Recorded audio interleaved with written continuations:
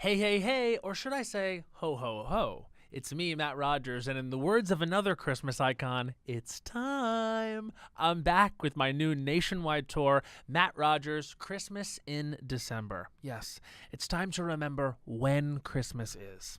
I'm hitting the road all December with Henry Kapersky and the whole band performing my album, Have You Heard of Christmas, along with a bunch of other little surprises.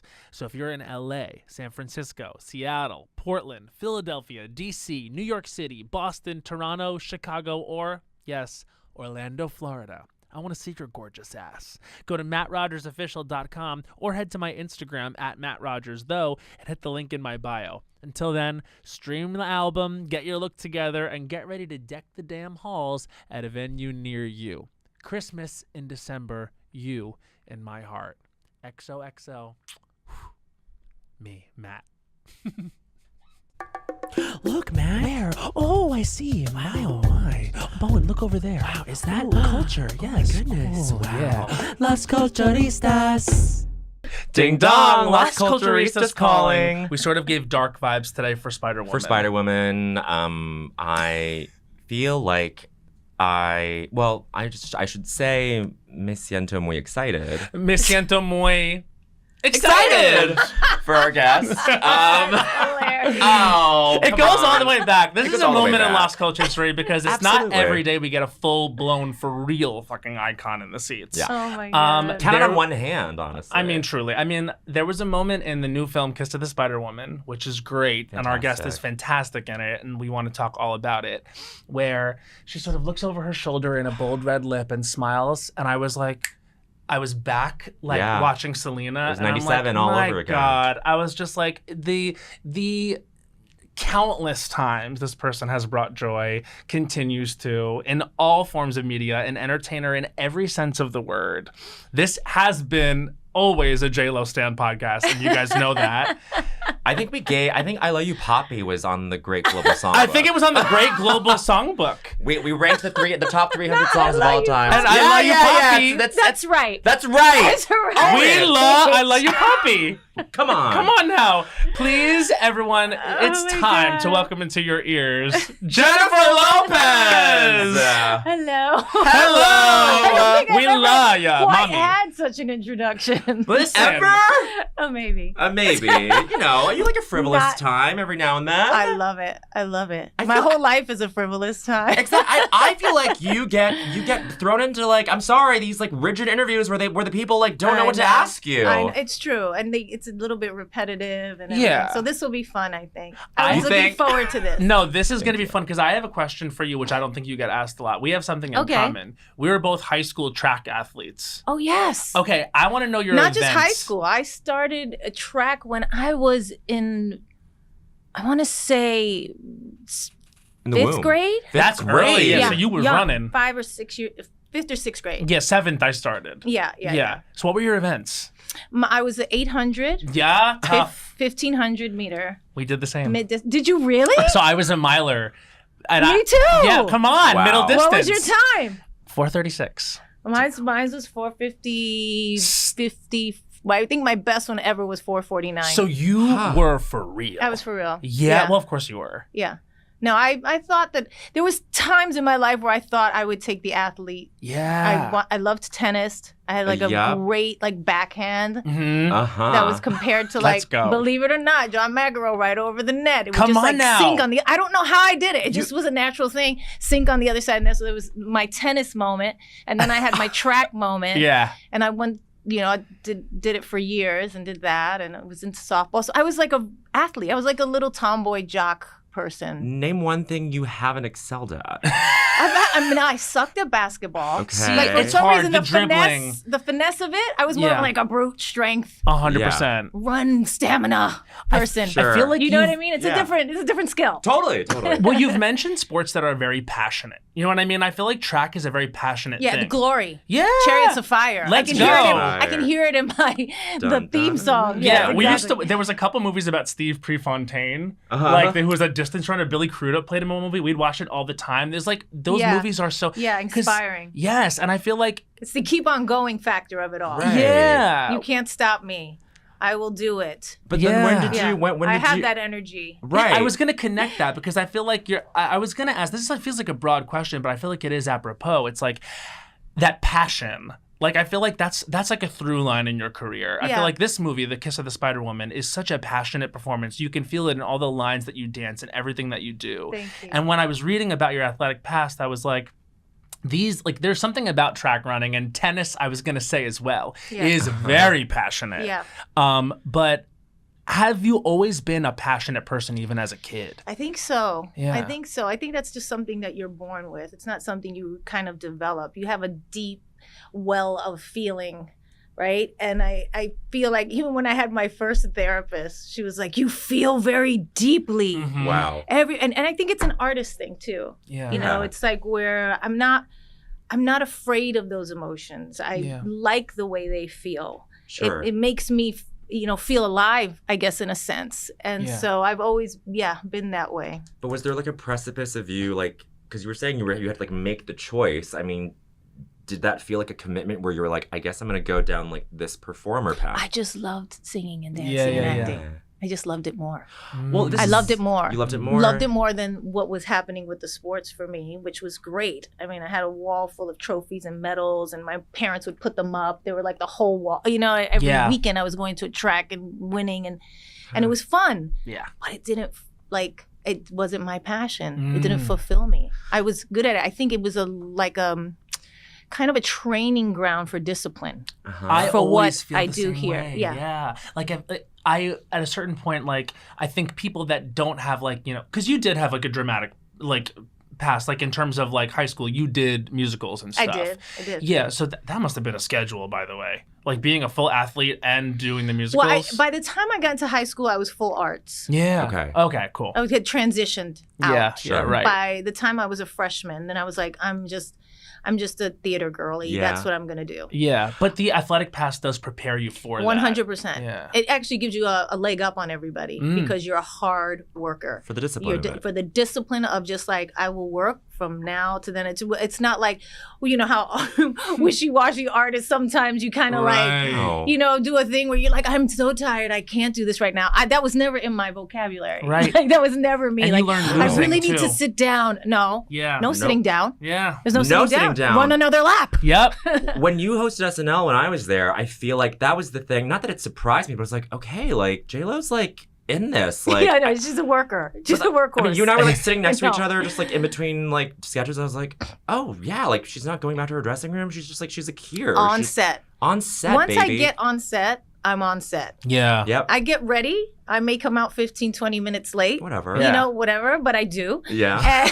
But I do. But you come and you But don't have when to I stop go, a lot. we're going to make up the time. Exactly. Yeah. We're going to get out early. Yes, I How's love that? early. Because y'all don't We have love much early. time. Love I know. early. You don't love early when you're younger, but when you get older, you're like, please get me home. Yeah. Yeah, let's go home. 100%. Give me my time back. Yeah. Because you guys did not have that much time to shoot this, Spider-Woman. No, that was the one thing. Everybody's like, what was the most challenging thing about this? Or what was the hardest thing? It was the time. Yeah. We didn't have, you guys probably had a ton of time to do the Wicked stuff. Yeah. Like, you worked on it for 2 years, two Yes. movies, right? It was so fast. Like what, 6 weeks? It was 5 weeks, 4 weeks of shooting for me. Wow. And Right. then they shot another 4 weeks, I think, the prison It's nothing. side of it. And I had, I started learning my songs the minute that I got the role, right? Yeah. I was just like, okay, I'm going to learn all these songs. I'm going to be ready. But we didn't really start rehearsing till a few weeks before. Diego was panicked, and so was we were all panicked in a sense.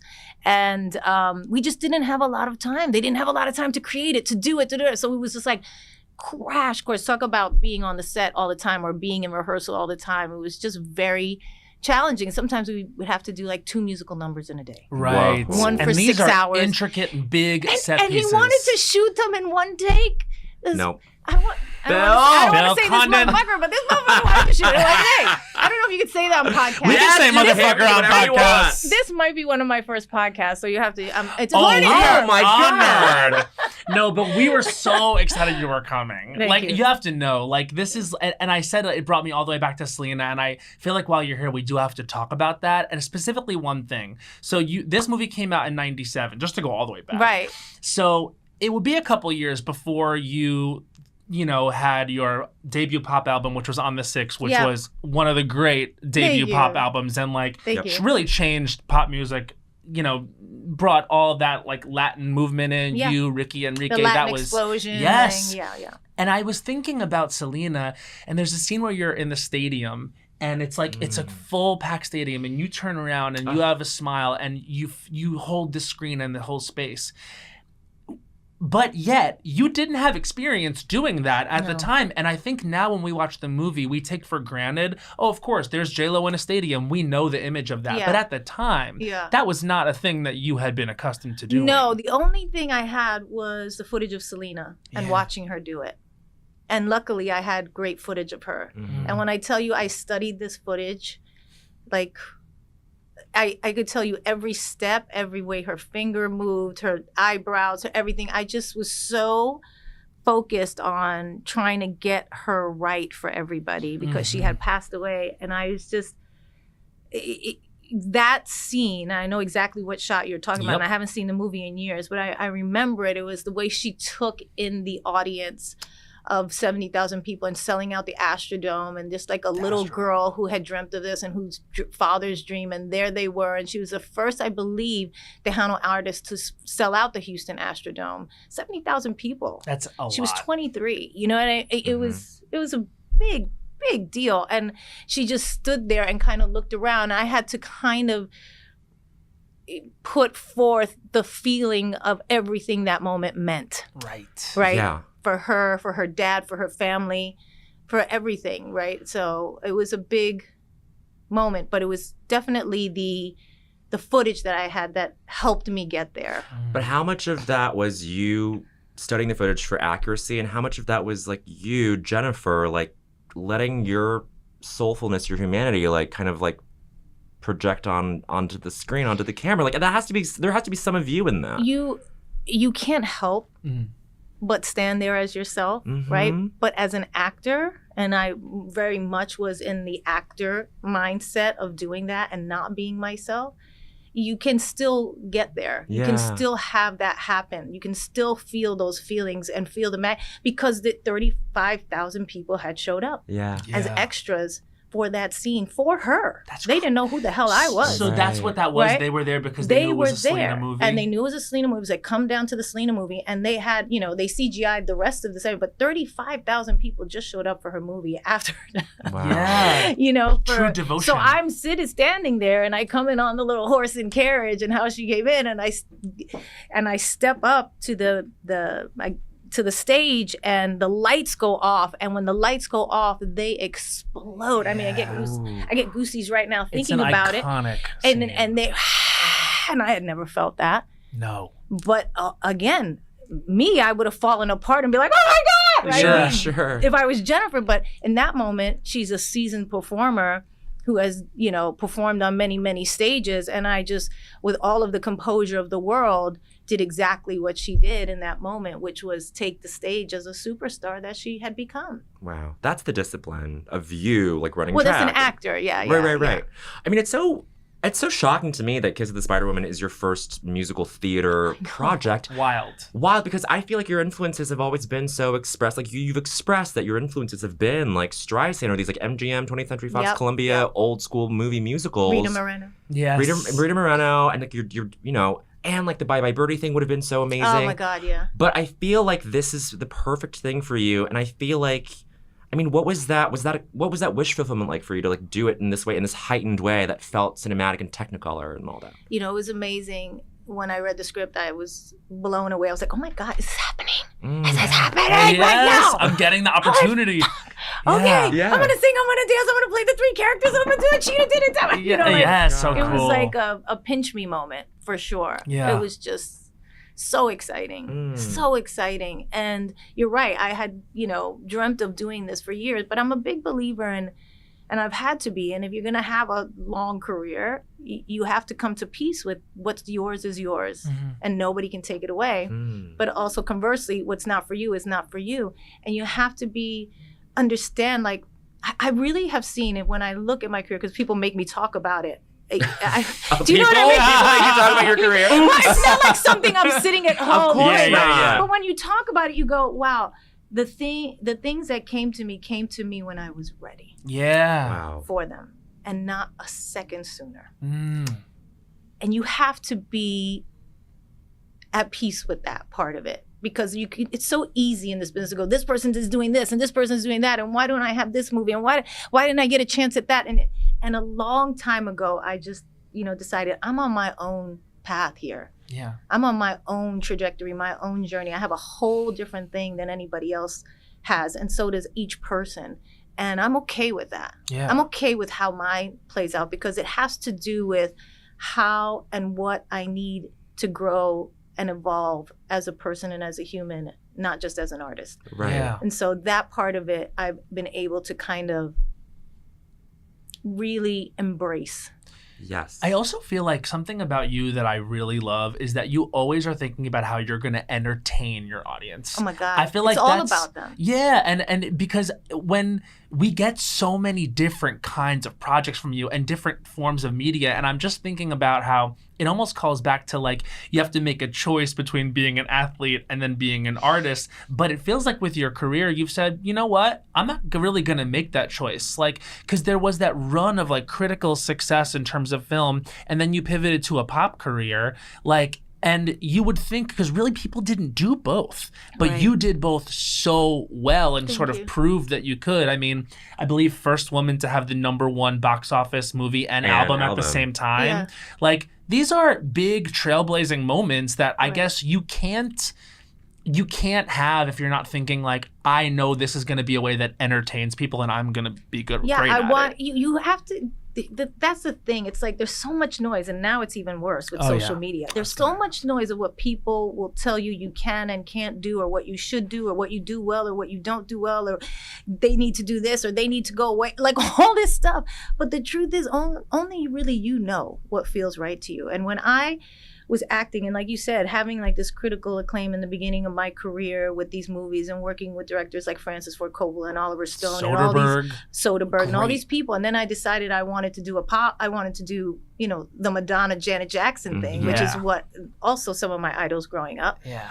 People were like, are you fucking crazy? Mhm. And I'm like, no, I just did the movie Selena, and this is what I want to do. Yeah, so it was This that. is It was part then. of me. Was that like the It moment? was after Selena. Yeah, It that was you were right like- after Selena, and it didn't happen right away. But that's where I started kind of heading, and it wasn't until Tommy Mottola came across a demo of mine that I did right after Selena that he was like, "Oh, let's get you in here. This girl actually can do this," and that's when it all happened. Yeah. But the point is like you can only Only you know. I knew that I could do it. I wanted to do it. Yeah. And so I did it, and that was that. And I didn't understand, and that's the beauty of being like young and ignorant a little bit. Yeah. Is that you're like, don't know all the things that could go wrong. Right. And so you kind of just go forth to conquer. And I knew, I didn't know how I would reconcile the movie career and the music career, but I knew I could do both. So why not do both? Right. Well, it almost feels like because they're with the pop career, like you already were a household name, created Google Images and all. But like then the pop career sort of brings you this mainstream, like sort of, conversation that you're in with the audience. And I feel like that leads to you being in some of the defining romantic comedies of that time.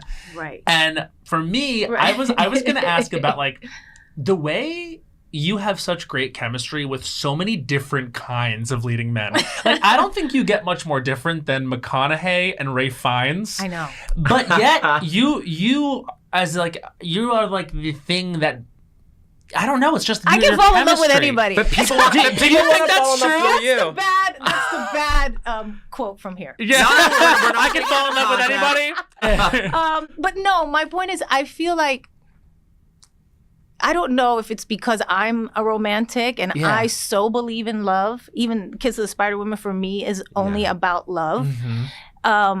Is I'm able to kind of have that chemistry with people, and with all different kinds of people. I'm able to kind of see through this and get to kind of like who the person is on the inside, Right. and really fall in love with that person for that moment between, like they say, between action and cut. Yeah. Right?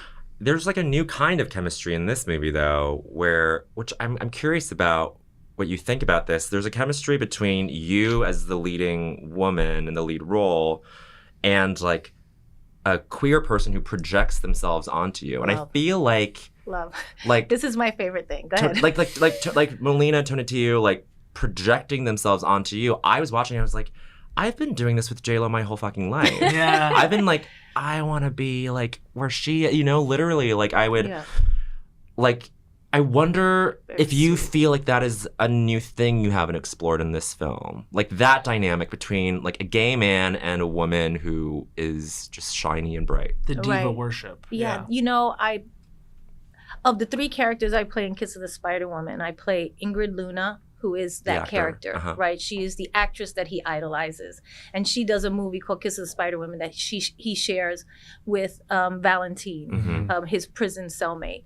And in that movie, he's saying Ingrid Luna plays these 2 parts. She plays Kiss of the Spider Woman and she plays Aurora. And he identifies very much with Aurora, but he identifies with all of them. And she is the powerhouse performer, Ingrid Luna, right? Who, like you said, he looks up to and he wants to be like, and she's the perfect woman. And in this movie in particular, she's like this siren and she's amazing and all of that. And it's funny because I identified most, not with the Spider-Woman, not with Aurora, even though there were parts of me that I feel were very much like each of those characters. They're very different. But Ingrid Luna was the one that was most like me. Right? Because she's the entertainer. She's the vessel for all these different things. She's the vessel for all these different things. And one of my favorite moments in the movie was doing Where You Are. Oh my God, it's a show-stopping. Right? So that's where I say to him, like, come with me. Let's escape together. Let's escape into this song. Let's escape into this movie. Let's escape into this world. Forget you're in a prison. Don't be where you are. Be with me. Let's go have fun. Yeah. And I can't tell you how many times in my own life I have had someone come up to me and say, this song got me through this, or this, movie made me dream and want to do what I'm doing today. And today I'm a set decorator, or whatever it is. Like so many different stories. This one helped me get through my mom. She died when I was 12 and you became like my pseudo mom out there, And the more I kind of keep going, they keep going. And when they see me fall down and they see me get back up. But what they don't realize, and what I love about the movie, and I love about that number Where You Are, is that he saves her too. In that, she goes, she touches his face at the end, and it was very important to me. I was like, can he put his head on my shoulder, please, Bill? And can I just touch his face there? I know that there's a separation of like the movie and it's not real and all of that in the movie, but the movie within the movie. I said, but I really feel like I want to touch him when I say my sweetest fan. I said, because he does the same thing for her that she does for him, right? He immortalizes her. And because I can't tell you that in the hardest times of my personal life, how my own, fans and followers get me through. Yeah. They get you through. They really do. Because you go, I can't let them down. I can't fall right now. I can't. I can get through this. And I can show them that I can get through this. Yeah. And it is going to be okay. Not only is it going to be okay, and I do this with my kids as well. It's like, I'm going to get through, and I said this to my kids, we're going to get through this, and we're going to be better. I'm going to be stronger, and you're going to see that. And you're going to see that you can do it in your own life too. But that relationship is such an important relationship and a real relationship in my life. Even though we don't know each other personally, it's a real relationship. I was going to ask, because I feel like you've withstood so many different forms of weird celebrity culture, right? Like tabloid shit. Then the paparazzi peak of the aughts. Now it's like stan culture and just the internet being its own beast and social media. It's like, I was going to ask you like how you maintain that humanity throughout those different eras of celebrity culture, but I feel like you've answered it. Like it's the fans that get you through. Yeah, and it's all the same, right? Whether it was the tabloids or whether it's social media or whatever it is, or the normal media, any of it. And people can be harsh and cruel. It was the same thing when I first started, and you get your first bad review or you get your first thing. You learn that it does not define you. Right. That you know who you are. And the more I could put my feet on the ground and go, who am I? Who am I? Yeah, right. Do I know who I am? And it sets you on a search to really be in touch with yourself all the time, because it's so easy to listen to, and this is anybody. You don't have to be a celebrity for this, for people to kind of say things about you and you go, you know, and they destroy you. They destroy a side of you. You know, they hurt your ego. They hurt your mind. They live inside rent free in your head, all of those things, right? But the truth is if you really know who you are and you stick to that and you stay close to that, I have try to have a really strong relationship with God and myself first before I can have it with anybody else. And this I've learned over years. It's not something I had figured out, you know, when I was younger. But when I was younger and I first started in the business, I used to say to myself, when I put my head down on the pillow at night, am I proud of who I am? Right. Am I proud of what I did today? Did I treat people well? Did I do my best? Was I kind? You know, and those things are the things that matter to me. And I can put my head down on the pillow and say those things. So it doesn't matter what other people think or think they know or think they hear. Or it doesn't really affect me in that way. Because on the flip side of this, I think it's my favorite thing about your work is this thing that you do where it feels like there's this cultural amnesia around like what J-Lo can do, and it's like every few years it's like, oh yeah, I forgot that she was an amazing dancer. I forgot that she was so funny. Oh my god, she looks good in all these clothes. Oh my god, I forgot that she's a good singer. It's like there's all these like it's like you're re-auditioning for like the audience all the time. And it's because like they get lost in the sauce of like what the chatter is, but meanwhile you know that you can do all these things and you're just reminding people all the time. Yeah, but it's not even that part of reminding them. It's I keep doing what I love to do no matter what. Yeah. I'm in the pursuit of kind of finding projects and things that excite me and just doing that. And what I'm learning to do more of now is wait. And not do all the things that excite me. Gotcha. Like give what does myself, that look like waiting? It's a little, it's hard. Yeah. But last year when I had to cancel my tour and I took a whole year off, I finished Spider-Woman last March and I didn't start another movie till this following March. I did Office Romance. And during that year, I literally just sat in like a rocking chair. Yeah. You know, I was with heaven. But I was with my kids. I really wanted them to feel me and I didn't want to be away from them. And we reconnected in a way because I've always been a working single mom for most of their life. And so it was so nice for them to have me there every single day for a year, which was so different for them and for me. But also for me, while they're at school and while they're doing whatever they're doing, or they're away at camp or doing their things with their friends, it's just me by myself. And I got to really kind of feel good about it's not ever going away. Yeah. It's there. You've done it. Like you proved it. You did it. You did it. And it made me realize like you have nothing to prove. You should just be doing shit you love when you want to do it. And you don't have to do all the things. But I was on the All the Things program for a long time.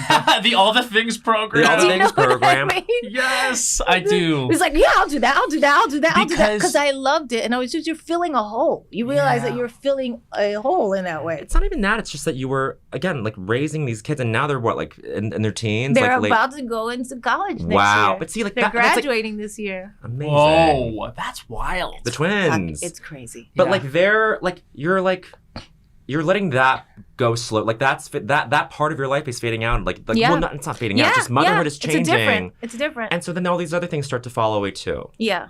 You know, maybe that's it. It's not filling a void necessarily.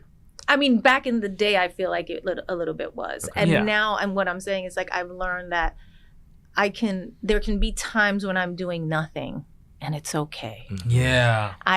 It's important. It's actually going to make me better. Yeah. It's actually when I do take on something that really excites me. Does this really, now I do the thing where it's like I drive everybody crazy. Does this really exciting? I mean, it's going to take time away from the house. And do I want to do that? Right. No, I'm going to pass on that. I'm going to stay home. I'm going to stay home. I want to pick out pillows online. Totally. No, you know what I mean? It's crazy. The online shopping is a problem. You know, the thing about retail therapy, it works. It's so crazy. No, but it's just like sitting. I'll be here sitting in the rocking chair, thinking about life, dreaming about things, dreaming about the next thing and what it'll be like, and that type of thing. Well, that's also a big part of the creative process too. Absolutely. Is the silence. Yes. I believe it was Michaela Coel who, and when she won her Emmy, she gave the most beautiful speech. She was like, "Don't be afraid of the silence. Yes. Go to the silence, because the silence is what's going to tell you what the next thing is, and that thing that you hear in the silence might be scary, but don't be afraid." Yeah. To do the 100%. Scary thing. What room was the rocking chair in? It's outside on my back porch, faces the tree in the backyard. Yeah. And it's by a little fireplace, and I just sit there and look at the sky. Oh, what kind of rocking chair? Is it vintage? It's like an outdoor ride. It's vintagey looking. Yes, 100%. And I sit there with, it's very funny. It's a little bit granny. I sit there with a blanket on my lap. I put my feet up. I put like my iPad over here in case I need to online shop. Yeah, of course. Yeah. And I just sit there, and people call or they don't call. A lot of times I'll listen to a book or I'll read a book, or and then I'll think about that, and I'll take notes on the book. And it's just elevating my consciousness. You have to. That sounds so peaceful and great. It's fantastic. Get a little tea. There's a little tea moment. I like a pretty teacup. Yeah. Just I would imagine normal stuff. Also, even just the opportunity to be by yourself, period, is great, because when you are you, I would imagine it's a lot of people, it's a lot of being handled, it's a lot of all the time, and then to say nothing of everyone out there in the world wanting to weigh in. It's just a lot of physical people touching and moving and handling and stuff like that. 100%. I was just in the bath. I stopped just to go to the bathroom here on the way in here. Somebody comes in while they're ready for you. I'm like, can I be? Are you serious right now? I'll be right there. We sent them in there. Get out of here. I'll be there in 2 seconds. No, but it's I sometimes think about that. We obviously do shows and tour in a totally different way, but it is kind of interesting when it's excitement and then the silence. Oh yeah. Just that lifestyle. I love that. I love I was on tour I loved being on tour this summer, and it was stadium, and then it was nothing. Yeah. It was yay. It's like a bath. Yeah. Yeah. It's yummy. Yeah. It's yummy. It's yummy. Okay. It's a good thing. It's a good thing. I think it's time to ask Jennifer Lopez the question. Yes. Okay, so Jennifer Lopez, I feel like we're getting little hints as we talk. Yeah. But this is the central question of our podcast, which is, what was the culture that made you say culture was for you? Yeah. Defining art or other things in your life that... I would have to say it was my mom showing me West Side Story and then Barbra Streisand and Funny Girl. You're in the right place. Those two moments for me, I could never live up to what that is. I will always be chasing that in a way, because it was, as a little girl, I was just this is what I want to do with my life. This is the culture. Whatever this culture is, whatever this world is, that's what I want to be doing. And I feel like I'm just arriving there now with Kiss of the Spider Woman. And I feel like my world now is going to, it's like returning to yourself. Yeah. Again, right? Back to the little girl, the dreams, and having that opportunity to do that, and now incorporating that into everything. Now I'm setting up my Vegas residency, for New Year's Eve exciting. And all of that. Coliseum, right? Caesars. At Caesars at the Coliseum where Adele just was. And I'm, thinking of doing a totally different type of show than I've ever done. Wow. It's going to be, and it's still, as entertaining as ever, but even more so in a different way, incorporating these things that were always my influences since I was a little girl. So it's going to be fun. That's one of the reasons why I'm so excited that you landed in this chair for this movie, because I knew it would connect to this question. And I feel like when you say Barbra Streisand, Funny Girl, oh my God. He shared that when you came to host SNL, you had a Barbra bag. The Coach bag. Yes. It was the first, I texted him right after. I was like, oh my God, J-Lo. I commented on J-Lo's Streisand bag, and she goes, Funny Girl. And I was like, My mom It's would so play true. that movie on a loop when I was a little kid. I mean, there was no other movies for me except West Side Story and Funny Girl. That's it. It made me want to do what I did with my life, and still inspires me to reach for that level of what they did in those movies. You should put A Boy Like That on the set list for the Coliseum. I'm kidding, You would I'm tear it kidding, up. I'm kidding. You would. You know, it's funny. I'll invite you both to the show so you can see We it, wanna and you'll come. see what I'm doing. It's very different and new. But I'm gonna do all my hits, all my songs, but it's gotta. gonna be. You'll see. I'm excited. Yeah. Well, what were you identifying with in West Side Story? Like, were you like, I'm Natalie Wood, or I'm Rita Moreno. Rita. Yes, You're Rita. of course you are. I wanted to be Anita. the gang, like the gang leader's Mhm. girlfriend Yeah, of course. in the, The glam beautiful factor purple of dress that. who was dancing in the middle of the gym and Yeah. stealing the show. And yeah. But- I just loved her. I loved her so much. And Rita Moreno was so good in that, and in A Boy Like That. I mean, it's just, It's and America, fire. the whole thing. America is one of the Forever. best. It's still one of the best musical Forever. sequences ever made. Yeah. Ever. Yeah, and they did an amazing job with the reboot as well. Oh, I agree. Like I thought, and that number in particular too, I was like so like grand, Yeah. and it really blew me Beautiful. away. Yeah, From Funny Girl, it would be My Man. I sing I've sung it many times. I love it. There's so many songs. it's a from great Funny Girl. show in and of itself. Yeah. Yeah, I love it. I think My Man. I remember Just like, that last moment and with knowing the the all story. black. It's just all black, and she stands there. Forever. Yeah. Or whatever. the roar of that. I love that one. Ugh. How old were you? I when- sang that for my kid's dad's birthday Uh-huh. when he turned 40. I threw him a big birthday Oh, wow. party. Beautiful. I had ran a triathlon that day.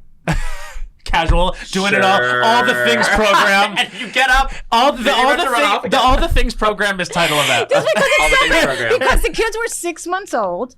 He was turning 40 in Yeah. September.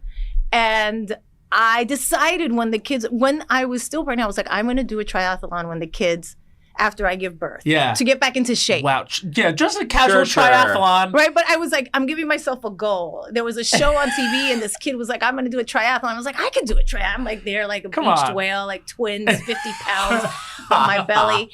And I'm looking at it, and I'm thinking, I'm going to do a triathlon. And I started looking to see when a triathlon was, and there was one in Malibu on September, whatever. And then it just so happened that Mark was turning 40 years old, and I was like, well, his birthday's on the same day. We'll do the party, and it will throw him off because I'll do the triathlon that morning. That will be the focus. And He then won't know. we're going to just go back home and whatever. And, so-and-so's having a dinner, and we have to go to it, but we'll get changed on the plane and whatever. And we walk in. And it's surprise. He's like, what the hell is happening? Huge surprise. And then I disappear. And he's like, where did Jennifer disappear to? And then I come out and I sing My Man. Just a casual day. That's a fourth sport in and of itself. Yeah, truly. I realize now as I say it out loud how crazy it is. The Because I haven't talked quadrathlon. about that in Quadrathlon. 20 years. Wow. Yeah. I don't know. The So many. running, swimming, biking, and singing and belting, Belting my man. Barbara. And belting. Belting Barbara. Wow. Yeah. We killed for that. Yeah, that was fun. That was a fun day. That was a Yeah. fun day. So were you? And then were we you- left to Europe that night Oh, come for our on. vacation with the babies. There you go. Were you That's pleased right. with your time in the triathlon, or I guess you didn't have much to compare it to? You I were was. I have stories about the triathlon that are crazy. Good. What happened during it? Well, the can happen? swim is the Yeah. crazy thing. Crazy. Right. You go and you're looking at the ocean for the first time, and you're like, I'm going in there. swimming to the buoy, but not the first one, the third one. Yeah. Okay. I'm sure there's sharks out there. No, 100%. I'm almost positive that there's big fish in there. Yeah. Yeah. Which is I not was- going through your mind when you're like, I'm no, going to do a triathlon. when you're in the pool, you Yeah. know, at the high school, where you're Yeah, swimming yeah. 70 laps and Yeah. feeling like you're a Wonder Woman. No, Right. no, it was crazy, but I did it, and you're supposed to have like your bike set up. You know, Mhm. your bike set up so when you come out of the water with your wetsuit, you peel off the wetsuit, Right. you go over, and you get on your bike, you put on your sneakers, and then Right. you bike for 18 miles or whatever it is, and then you Yeah. run 4 miles after that. So you have to have your running sneakers on the whatever. So Yeah. Have you ever run a marathon? no, I mean, like, is no, this... that feels like it would be too hard Right. It's crazy town. It's crazy town, and it feels like now there's just... for well, me. Well, sure, but it's like for anybody, and like now, I don't know, like... Harry Styles running the Berlin Marathon now is just like making me go like, okay, like, is this a thing that I should do? No, not that you should do, but like, is this a thing that like is like a new PR thing for certain people to do? You know what I think? I think it's what we were just talking about. I think this is his version of like, I'm taking the time to I'm going to run a marathon because I'm a human being and not everything can be work. Sometimes you're just like, don't you get like, especially when people put a lot of things on you. Of you course. just kind of like want to go, what's for me? Yeah. What am I doing for me? Sure. Right. You know, and I think that the triathlon for me, I remember going down when I was pregnant into a room and I looked and I saw that, you know, I had like my awards were in there, and there was American Music Award, and I had just won for Best Pop Latin Album the year before the kids were born. Mm-hmm. And I was like, well, oh, good. Because I wanted them to be proud of me, of their mom. And I'm like pregnant there and I'm looking and I go, okay, well, that was just this year. So that's good. It wasn't like I won it 10 years ago or something like that. Right. And I think the triathlon was part of that. It was, I want them to be proud of me. Now, I've told them the story, they could care less. You know what I mean? Okay, you ran a triathlon. But, you know, one day maybe they'll think of it and go, wow, my mom ran a triathlon. Well, they're probably getting to 6 months after she had me. Yeah, they're probably getting to the age now. You sort of treat your mom with edge because you don't want to feel like you need anyone. No. They think you're the dumbest person in the world. Right, exactly. Right? Like that was my nice way of saying it. Well, they have to individuate. Yeah. Right? They have to go. They're so dependent on you those first 10, 12 years that once they get into the preteen, 11, 12, they start going, I can do this without you. So they have to make you the dumbest person in the world. Right. They have to go, I'm smarter than you. Right. I can do that. And they really do think they're smarter than you, you know, and that you don't get it and that you don't understand anything for a little while. And then they get to a point, which is, I think, where I'm now with my kids. Yeah. Where they start appreciating you again. Yeah. Sure. Because you're still there through all of the things that they threw at you, you know, and all the ways that they were kind of like, eh. And they still have a little bit of that. Yeah. But they really are proud of you and they love you and appreciate you. And it's a beautiful thing. But it's stages. Yeah. You know, just like life, there's stages. Do they watch, like, I guess it's like, if you had to put something in front of them that you're like, I want you to watch this thing that I did. What is that thing? Nothing. No? No. Do you get nervous about it? Oh, yeah. Yeah? Yeah. Because they're But they're excited. They came in for the premiere of this. Of this? Yes, because we live in LA. And I'm doing a movie here. And so they flew in to go to the premiere tomorrow night. Amazing. And it's funny. They saw the CBS this morning that I did. And I talked about the kids on that. And Max said, they told me, my dad who was taking care of them was like, Max said, I'm actually looking forward to this one. Oh! Do you think it's huge. because he knows this is a Huge, skill set that you like really, what do you think it is that made him say that? I think it's the singing, the dancing, and the acting. I think they've seen movies of mine. I think they've seen me on tour since they were babies. Yeah. You know? But they haven't seen anything quite like this. And I think both my kids are very, very bright. They were both very intelligent and kind of aware, as this generation is, of the world and all the things going on. And I think they realize that this is an important movie for representation and inclusion and what it stands for. And I think they get proud of things like that. They're like, oh, I like that. I like that mom is doing that. Yeah. You know, it matters to them. I know how much it mattered to see Rita Moreno in a movie playing the gangster's girlfriend. It made me have the life I have today. It made me realize that I could be a singer, dancer, actress, right? Like I could do that because she was Puerto Rican. That mattered to me to see that.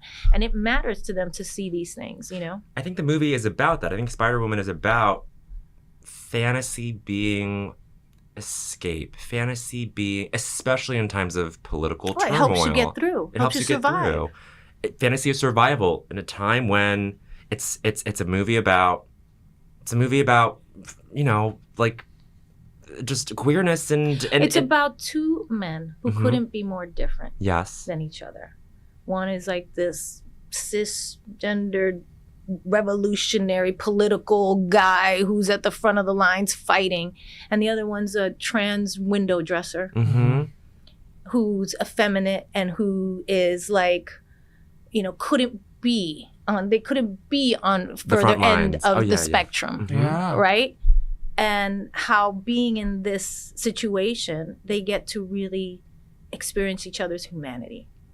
And they fall in love. And it becomes something beautiful. You love somebody you never thought you could love. Somebody you don't understand their political views. You don't understand their gender. You don't understand their preferences. You don't understand anything about where they grew up or anything like that. And it shows us, it reminds us what Manuel Puig wrote in that novel back in the day. It reminds us that love and humanity and the soul of a person is much more important than the shell or their circumstances or where they grew up or what they are, right? Like that, who they are inside is really the thing that matters. And that love can transcend all of that if we just allow ourselves to be loving.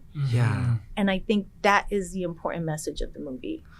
It's so amazing that you get to, it's the perfect project for you because you get to fulfill all these things that have always defined who you are as an artist. It's a very relevant film right now, especially. Of course, absolutely. Yeah, for the reasons you said and beyond. And beyond. I mean, and you get to sing Kander and Ebb songs. And it's like Terrence McNally. It's like these are the highest levels of theater and musical theater. It's the perfect intersection. The thing that you said, that I said earlier, was just like it came to me when I was ready for it. And honestly, you mentioned John Kander and Fred Ebb, who people know did Chicago and all of these great musicals and Cabaret and all of this, and Kiss of the Spider Woman.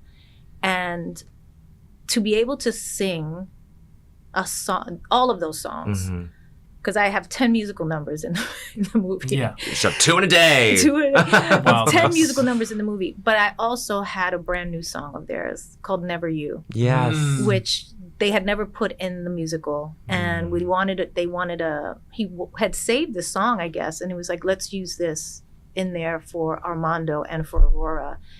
And when I heard it, I was just blown away. I was like, okay, so who's the template? Like, how do I sing it? They go, no, you sing it like you. You sing it how you would sing it. You're Aurora. Wow. You're Ingrid Luna. That's why you're so perfect. And that's when it kind of hit me. And I was like, oh, fuck. Okay. Yeah. All right. I can't listen to Cheetah's version. I can't listen to anything. Or all the people who sang it on Broadway. I just have to. It's me, and I get to do that. And that was such a blessing and such a privilege.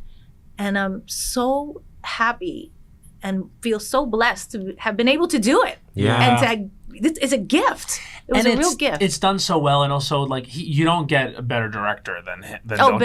No. I mean, you must have been a Dreamgirls fan too. Of course. Yeah, come on now. Beauty and the Beast. Yeah, all of it. All of it. Yeah. Even Gods and Monsters. Have you ever seen that? I don't think I've seen Gods and Monsters. Oh, that's Ian McKellen and Brendan Fraser. Wow. Yeah. Really good. And Chicago and the screenplay. Well, obviously. Yeah. Well, Chicago was Rob Marshall. But Bill Condon wrote it. Oh, he wrote the movie. Oh, wow. You forget that. Or I forgot and it he in that wrote moment. this and directed this. Yeah, it's really amazing. I do want to say, just in terms of like speaking to the like, you know, the bravery of this movie and how prescient it is, I will always, I feel like there's so many indelible images of you throughout your career. You know what I mean? Like I mentioned you just as Selena smiling in front of that stadium, etc. I could list on and on. But I do want you to know that at the Super Bowl, when you put up that Puerto Rican flag, like you just like you lifted so many people's spirits, like including my own. I'm obviously not from Puerto Rico, but just to see your pride, especially in that moment. And as, you know, conversations happen about, you know, Bad Bunny doing the Super Bowl coming up, I just like really want you to know that will always stay with me and so many people that were watching it, and especially you being up there with your daughter. I know that you and Shakira together. I did watch the documentary. I know there was some strife about like we're gonna share it. Like I deserve my own, which so you do, she. and so did she. But I will say that like boom. Hit, turn. I know. It made me so happy, and I can't imagine it different. I know. That Super Bowl was one of the great Super Bowl halftimes. I think it's that thing of like what's for you and how it's for you is how it happens when you're ready for it. Like I don't think I was ready 10 years before that to do this Super Bowl. And when it came around, it was meant for her and I to do together. And I see that now. And there's moments where you get like, Come on. Because she's trying to fit her whole discography and I'm trying to fit mine into like not 15 minutes, now 7 minutes. And so it was frustrating. It really was. But at the end of the day, it really was meant to be in the way that it happened in such a beautiful way. And you're right, that for me, being able to make those kind of very palatable political statements in a way, like where people could receive it, yes, no matter who you were, whether you were Latino or not, or if you were a woman or not, it was so important for me. Yeah. And it was important for me because my kid was there singing with me and all those little girls that were on stage with me that day and representing all the kids in cages and all of the things and the woman on top of the world, on top of the Empire State Building, or, you know, celebrating the sexuality of being on a stripper pole. But then like, look, ma, no hands in the middle. All of it was very intentional. Yeah. And one of the best things in my life. But as I said, and people may have seen this, where I literally just started crying. It just caught me by surprise, thinking about my child kind of yelling back at me, "I'm going to live my life." 100%. I was just like, I can't. But it was just, it was everything. Yeah. It was everything in a moment of life. All of my worlds collided in that moment. Yeah. You know what I mean?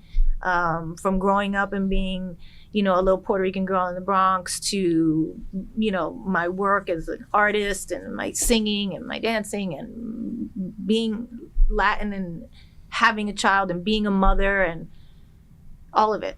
Just the pride of all of those things that you can have in one moment, and all of it coming together was just, it's kind of like a lightning bolt. Yeah, you'll always have For that, me. and we'll always have it on YouTube. Yeah, because you know the gays like we're pregame with playing it at music video night. You know about that, right? Like the gay pregames that happen. You know, they go gay to guy the music Super video Bowls. night. You don't know about gay guy music video night? Is big. What is this? So it's just when gay guys get together at a pregame before you go out, and you put music videos on, or a postgame. Or a postgame. You know, And you come back and watch all your videos. Yes, 100%. I'm telling you, it's a modern ritual. It's a new modern ritual. It's true. It's true. Oh yeah. And your Super Bowl is in it. I'm never invited. You're invited to the next one. You're invited. Invite me. We'll come after Caesars. Yes. We'll do it in Vegas. Do it in Vegas. That'll be real trouble. Yes. Yes. Yes. We'll The have a answer blast. is yes. It's very fun. Yes. You'll love it. Okay, so we've come to I Don't Think So, Honey, which is our segment in this podcast where we take 60 seconds, that's 1 minute, look it up, to rant against something in culture. I have something that is specific to our guest. Okay. Here we go. Here we go. This is Matt Rogers. I Don't Think So, Honey's time starts now. I don't think so, honey, that you can wear the color green. If you're not this woman, you can't wear green. At the Super Bowl, when they had that neon green lights from the Waiting for Tonight video, and she said, "Never forget Hustlers" on the pole. I stood up and I said, she owns that color. Because it's not just, I bet you thought J-Lo green, you thought about Versace green dress. No, baby. I did. The Waiting for Tonight music video. The color of the six. The color of the six. Hello, it's all coming around. Hello. I saw her show up to the premiere of Wicked. I said, that's because Elphaba's green. Yes. And Elphaba, I have news for you. You get green during this press tour. That's it. That's it. Then green returns to our guest. I'm telling you. I have to imagine that our guest can rock every single color, 15 seconds. but there's nothing like the green. Something pops up. Everyone elevates. I feel better about my life. My shoulders drop when I see that neon green Waiting for Tonight. 5 seconds. Let's go. Google image Jennifer Lopez green. You're going to get a ton of good shit. I don't think so, honey. And that's 1 minute. I can't do that. I cannot do that. Yes, you can. Can I say, you're not expected to do that. Mic drop. That's it. That's You it. did it. By the way, I've always said green is my lucky color. It I don't is. say it's my favorite color. It's my lucky color for whatever reason. I'm always in green when everything goes right. Can I tell you something? I It's can't crazy. believe it's not your favorite color. For I that do reason. love it. Yeah. I do love it as a favorite color. But I've always said, I've never say it's my favorite color. I always Right. go, it's my lucky color. Lucky It's my and lucky favorite color. are different. What's your favorite right now in this moment today? My favorite color Yeah. Today. I would say green. Especially after that. You can't come through not with green after I'm that. thinking, I was like, do I have another color that? No. Green is it. It's it. Yeah. For Are you. your eyes green? They No. have a little bit of green and Yeah, gold yeah, in yeah. them. Yes, Okay, yes, yes. Beautiful. I mean, First of all, Waiting for Tonight. Do you have a favorite J-Lo song? Because mine is Waiting for Tonight. Is it? Thank you. And Get Right. Of course. I don't know. Okay, it's hard to say. I love to There's so perform many. Get Right. That's one of my favorite songs to The Cane. perform. Yes, but also just the end of it. It gets like so like. Just when the beat drops out? Yeah. Yeah. I love it. And we do the dance break. Yes. Oh, well, I start feel like singing and screaming. The mark, did a little bit of it. Wow. the mark of like this, because the second you hear Waiting for Tonight, like the brrrr, Yeah. and then you're just like, Now let me ask you a question. know where you're at. Let me ask you a question, because since you brought up Waiting for Tonight, I many times will put in the show the remix of Waiting for Tonight. Do you miss the original? I think the original is a classic. Okay. That's all I need to hear. It's not about missing it because the remix is sick. Like anything But you I always can do. perform it because I feel like it's more exciting. It Like the activates. lasers. The lasers came from. I love that, the lasers. You know what I mean? Yeah. But we can have the lasers in with the original. yeah, I mean, yeah. I feel like, but the original is just, it's a classic. Yes. Got but it. this is your dilemma. Like the original is a classic, but that's if you want to like really bring it like down and grounded and you want people to like really lean in and listen to you sing. Yeah. If you're playing the remix, we're all jumping and singing along. Right. It depends on what you want. What's happening? Yeah. You What know? section of the show it's in? There you go. Yeah. I don't think that's helpful. Like we're not really giving you like a decision. No. I wanted to know because Benny and I, my longtime manager, godfather to my kids, and one of my best friends, and my brother, Icon. we always argue about that. Uh-huh. We argue because he always wants me to do the original, and I never do the original. I always do the remix live because I just feel like it's more exciting. Sure. And he's What like, about a mashup? I What know, about you I know, start? I know. You probably had every conversation. I know, but I'm thinking, I don't know, in this new era of mine where I'm making the new show and creating something really new, but maybe I'll go back to that. Is I don't there know. a way It has to make work. it very dramatic and musical theater in the beginning and then it kicks in? Yeah, there's all kinds of things. I've done a lot of different things with Waiting for Tonight. When I opened the American Music Awards, I sang Waiting for Tonight. I did it kind of like a legato, very slow, very this, and then we went into that big medley. There's a lot of different ways to do it. Yeah. I also want to say, in terms of favorite songs, before Bowen does his I Don't Think So, Honey, I would sing No Me Ames, knowing no Spanish, and I would just pretend. I'd be like, No Me Ames. And I would just kind of give what I thought the words were. What it is, but my the mom was feeling just of it. like, I can't have you singing gibberish anymore. Because you know it was on all the time in the house. I love that album. It's like the K-pop thing. It's like most I was people, making the words up. It's like you don't know necessarily what's being communicated, but it transcends the language. Oh, no, of it. it's such a beautiful song. Thank you. I love that song. Thank you. Yeah. I'm just talking about, songs in general that aren't in English. You know what I mean? It's Yes. Like, fine. No, I knew exactly what was being It's like said. the Bad Bunny thing. You don't need to understand Spanish to like be rocking with Bad Bunny Oh. all the time. And he's wonderful to look at. But first of all, he's just a cultural phenomenon, Oh, Yeah. please. right? Like he's one of those artists, like you say, that transcends everything. That transcends color, race. It doesn't matter. It doesn't matter. It doesn't matter. If you like good music, then you like Bad Bunny. You will enjoy the Super Bowl. Yes. Yeah. Yes. I mean, Dimitri Ramos Photos is one of the great albums of Amazing.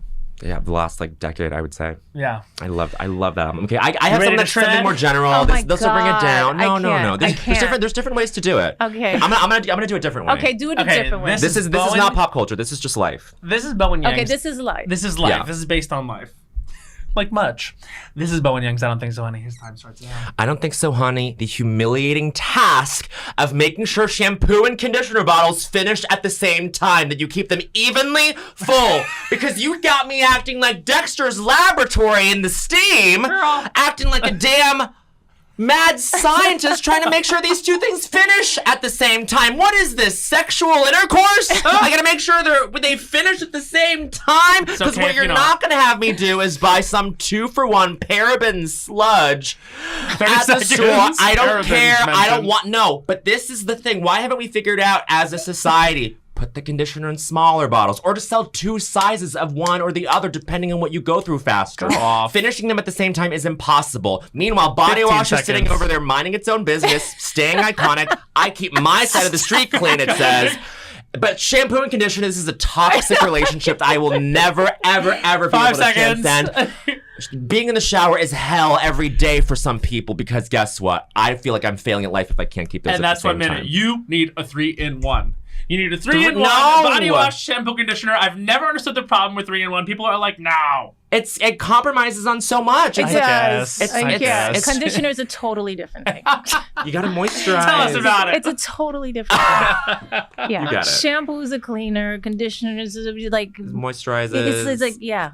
It's know what I mean? different. I It's should know different. this as the son of a hairdresser. Yes! A son of a Long Island hairdresser, and I don't even know this stuff. I know. Yeah, Talk about volume. There you go. Like, and I'm adrift over here. No. Well, thank you for your service. I feel like we're not talking about this enough. As Well, a culture. clearly, and also the word paraben being mentioned. The fact that words like Sludge. paraben just Paraben sludge. Paraben sludge, which is what it sludge. is. The fact that words like that exist up here. It's on. amazing. That's my bestie. That's my bestie. Are you guys besties? Yes. Are you besties? Yeah. You didn't just get thrown together. No, we we've known didn't- each other since college. We didn't win a casting Oh, call. nice. Yeah. Yeah. We've known each other since like 18, 19. Yeah. Did you ever date? No. No, just I know friends. everyone Platonic. thinks that. Just asking. Just We trying never- to get all the We background. never Yeah. really get like directly asked the question. No. But no. I did. I just asked you. Yeah, I You're know. allowed to ask. Journalist J-Lo. I know. Now. By the way, I hate if you ask me. Don't ask me. We're not. We're not going to ask. Don't worry. We are going to ask you to do, and I don't think so. I Are you don't ready? know what to do. You have something. I'm sure Yeah, well, I do. come. Here, I want you to do like a legato. I don't think so, honey. Just like this. Keep it in this tone and speed. I just want you to like ruminate, okay? Jennifer Lopez, I don't think so. Your time starts now. I don't think so. When people come to me, knowing what my schedule is and how crazy it can be, and not fill me in on all the details, Sure. they leave out the details. They are trying to be helpful. They're trying to be respectful. They're trying to be, the favorite person, but they're not. They're not. They really make my life stressful and full of anxiety. Oh no.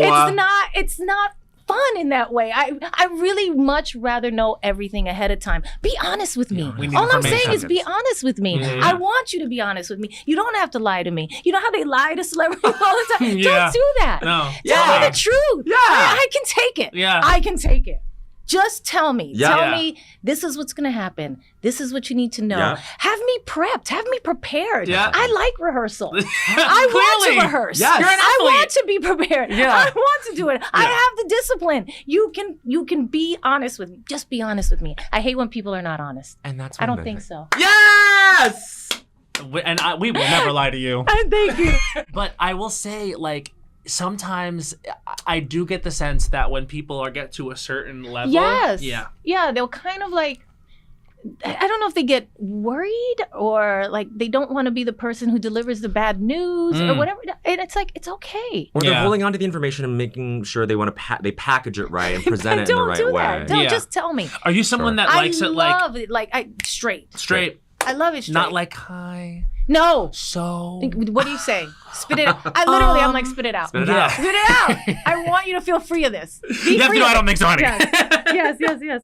On that note, On that note. I think the reason we love you and people love you is because you were an excellent communicator. As we're talking about communication, that's your through line as well. You know how to connect with an audience. Thank you so much Thank for you. communicating with us. Thank you for coming on this Aw. show. And You're thank you sweet. for the years of joy and entertainment that you have brought, because Thank you. really are. I mean, like, they throw around the word icon, but you are, because you back it up. Thank and you. like, just the amount of times I've like left with a big smile on my face after seeing you do what you do is Thank countless. I appreciate you guys so much. Thank you so much. You guys are fantastic. We're so happy you this has came. been the best part of my press tour. Oh so my far. gosh! Clip it! Clip it! Clip it and send it out to the masses. And always rooting for you. Thank you. Always. We Thank end every you. episode with a song. Wait, you play a song? No, We do we one. We sing sing it one in badly. front of the guests, even our recording artist guests. Oh wow. Which one are you Okay. picking? If you had my love and I gave you all my trust, would you come for me? I picked the key too. me, baby. And if I gave you me, if you want to hear that, listen to On the Six and do yourself a favor. Come on. Get On the Six and listen to On the Six. I might go out of my way today to ride it I'm gonna play that at home. authentically. You guys are amazing. Bye. Bye. Amazing. Oh. Las Culturistas is a production by Will Ferrell's Big Money Players and iHeartRadio podcasts. Created and hosted by Matt Rogers and Bowen Yang. Executive produced by Anna Hosnier and Hans Sani. Produced by Becca Ramos. Edited and mixed by Doug Babe and Monique Laborde. And our music is by Henry Kaburski.